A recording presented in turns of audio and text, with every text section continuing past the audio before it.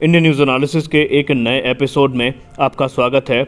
और आपको याद होगा, हमने पूर्व की वीडियोस में आपको बताया था कि कैसे मलेशिया के लिए लाइट कॉम्बैट एयरक्राफ्ट तेजस एक अच्छा ऑप्शन है। और हमने आपको एक संभावना के बारे में भी बताया था, जो कि लाइट कॉम्बैट एयरक्राफ्ट को मिलने वाले पहले एक्सपोर्ट ऑर्डर को लेकर के थी। लेकिन आज का वीडियो खास है, क्योंकि आज के वीडियो में हम आपके सामने एक ऐसी जानकारी को लेकर के आए हैं जो आपको प्रसन्न करने के लिए काफ़ी है। क्योंकि अब भारत के टॉप मीडिया सोर्सेज और हिंदुस्तान एरोनॉटिक्स लिमिटेड के चेयरमैन आर माधवन सर का एक ऐसा बयान सामने आया है जो ये इशारा कर रहा है कि जो नेगोशिएशन है तेजस को लेकर के मलेशियन गवर्नमेंट के साथ, वो ऑलरेडी लगभग अपने फाइनल स्टेजेस में पहुंच चुकी है।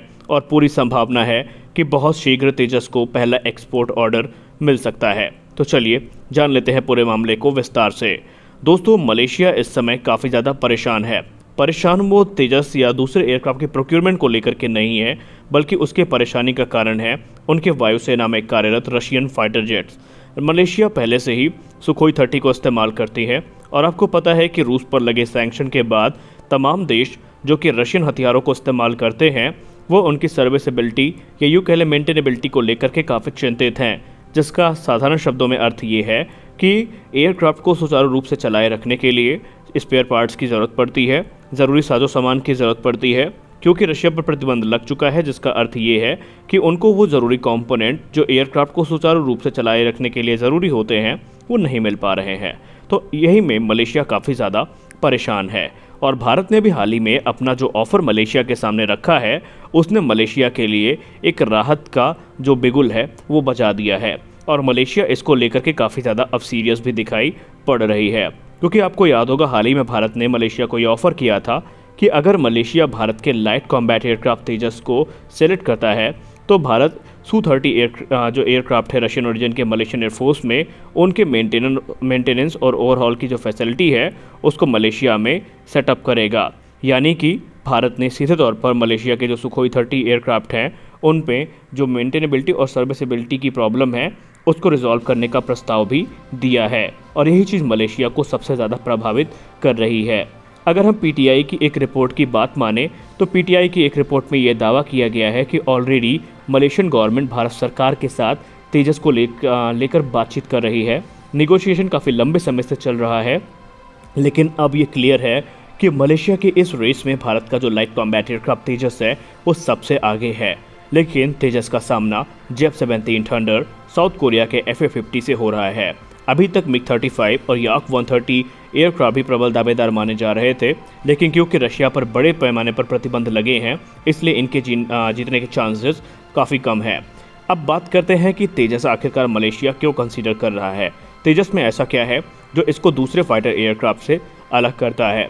अगर आप देखें तो 2020 के तेजस और 2022 के तेजस में आपको फ़र्क दिखाई पड़ेगा, क्योंकि तेजस को लगातार अपग्रेड्स मिल रहे हैं। लगातार दिन प्रतिदिन तेजस ताकतवर हो रहा है।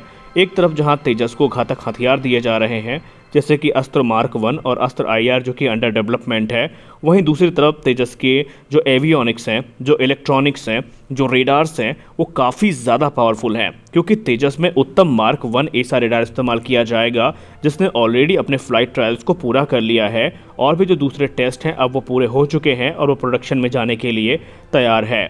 और भारतीय वायुसेना के हमने आपको पहले बताया था कि भारतीय वायुसेना के ऑर्डर में जो अंतिम के 50 तेजस मार्क 1A एयरक्राफ्ट होंगे, ये उन्हीं उत्तम ऐसा रेडार के साथ आएंगे जो भारत ने विकसित किए हुए हैं। और दूसरी बात कि भारत का जो पूरा का पूरा पैकेज है वो मलेशिया के लिए काफ़ी ज़्यादा प्रॉमिसिंग है।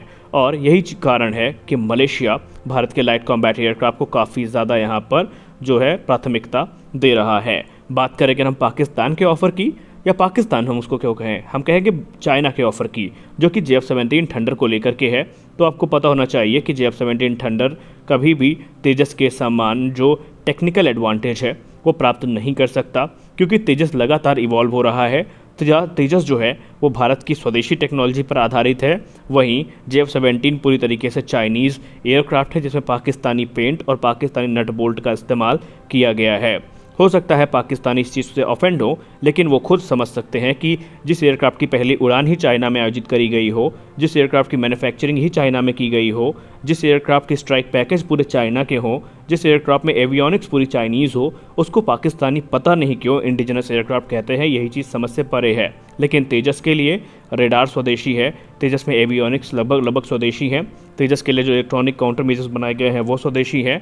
इनफैक्ट तेजस का जो इंडिजनाइजेशन रेट है वो लगातार ऊपर आ रहा है और जो विदेशी उपकरण हैं उनमें कमी आ रही है। रही बात इजेक्शन सीट की, तो इजेक्शन सीट अभी तो मार्टिन बेकर के इस्तेमाल की जाती है, लेकिन आने वाले समय में ये माना जा रहा है कि तेजस में भी स्वदेशी जो इजेक्शन सीट है वो विकसित करी जाएगी और उसका ही इस्तेमाल इन एयरक्राफ्ट में किया जाएगा।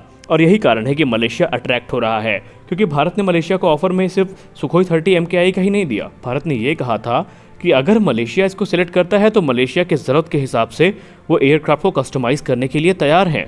मलेशिया को अगर तेजस में जो इजरायली ओरिजिन के कह सकते हैं कंपोनेंट्स इस्तेमाल किए जाते हैं उनसे अगर प्रॉब्लम है तो मलेशिया उसको बताए, भारत उसको चेंज करने के लिए भी तैयार है। इनफैक्ट भारत ने तेजस की जो MRO फैसिलिटी है वो भी वहाँ पर इस्टेब्लिश करने का पूरा प्लान बना लिया है। यानी तेजस अगर फ्यूचर में मलेशिया तेजस को लेता भी है तो मलेशिया को कभी भी इस चीज़ के बारे में सोचना नहीं पड़ेगा कि स्पेयर पार्ट्स की सप्लाई कैसे होगी, इनको मेंटेन कैसे रखना पड़ेगा, तो इस चीज़ से भी वो चिंता मुक्त हो जाएगा। प्राइस के को अगर हम कंसीडर करें तो तेजस की जो पर यूनिट कॉस्ट आती है वो तकरीबन $42 मिलियन के आसपास आती है, जो इसे काफ़ी ज़्यादा अफोर्डेबल एयरक्राफ्ट बनाती है। कुछ और भी जो फैक्टर हैं वो तेजस को इस पूरे के पूरे ऑफर में, पूरे के पूरे टेंडर में या कंपटीशन में हम कह सकते हैं सबसे आगे लेकर के वो आ रही हैं। तो यही खास चीज़ है जिसको मलेशिया इस समय कंसीडर कर रहा है और इसमें लगभग हमें पहले से ही पता था कि मलेशिया शायद इसी एयरक्राफ्ट को कंसीडर करे, लेकिन अभी हम इसका दावा नहीं कर सकते कि मलेशिया ने इसको सेलेक्ट कर लिया है। अभी सिर्फ ये बातचीत का दौर चल रहा है।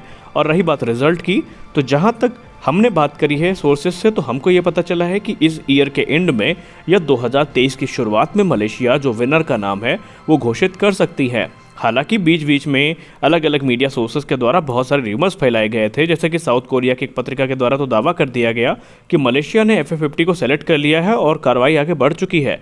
लेकिन बाद में खुद जो साउथ कोरिया की कंपनी है उसने आकर के इस चीज़ का खंडन किया कि ऐसा कुछ भी नहीं हुआ है।